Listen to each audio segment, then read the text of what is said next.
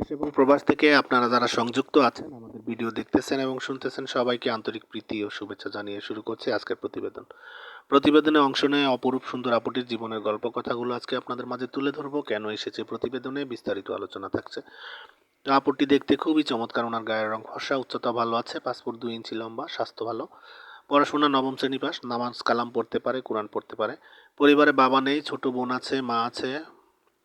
উনি একটা প্রাইভেট ক্লিনিকে চাকরি করে, আর আপনার ওইখান থেকে যতটুকু স্যালারি পায় সেটা দিয়ে কোনো মতে নিজেদের খরচটা চালায়। নিজের বাড়িতেই আছে বর্তমানে। তো এদিকে আপনার আর্থিকভাবে অসচ্ছলতার কারণে মূলত প্রতিবেদনে এসেছে।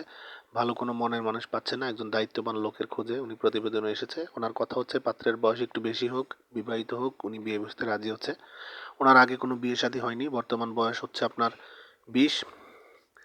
অসচ্ছলতার কারণে আপনার আর্থিকভাবে অতটা সচ্ছল নয় বিধায় ওনার বিয়ের বয়স পার হয়ে যাচ্ছে, একটা ভালো মনের মানুষের খোঁজে এসেছে।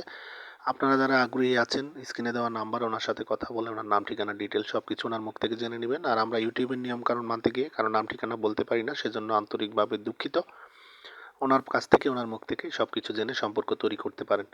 আর আমাদের চ্যানেলকে আপনারা সবসময় সাপোর্ট করে আসতেছেন। আমাদের চ্যানেলে বিভিন্ন রকমের প্রতিবেদন ছাড়ার কারণে অনেকের বিয়ে শাদী হচ্ছে ভালো ভালো জায়গায়। আমি জানি আমাদের চ্যানেলের অডিয়েন্সগুলো অনেক ভালো। আপনারা যারা আন্তরিক আছেন স্ক্রিনে দেওয়া নাম্বার ওনার সাথে কথা বলে ওনার সাথে সম্পর্ক তৈরি করতে পারেন। আর সামনের দিনগুলোতে আরও ভালো ভালো ভিডিও পেতে চাইলে অবশ্যই আমাদেরকে সাপোর্ট করুন। ভিডিওতে একটি করে লাইক কমেন্ট শেয়ার করুন, চ্যানেলটিকে সাবস্ক্রাইব করে রাখুন, পাশে থাকুন। সেই প্রত্যাশা আজকের মতো এখানে বিদায় নিচ্ছি। সবাই ভালো থাকুন, সুস্থ থাকুন, স্বপ্নভূমি চ্যানেলের সাথে থাকুন। আসসালামু আলাইকুম।